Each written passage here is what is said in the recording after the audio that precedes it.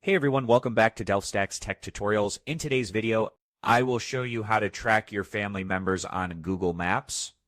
You have to set the settings on your family member sets his phone. Go to Settings and then tap on Location Sharing, then click on Get Started. You can now select the hours or days from here. This is just the share time location.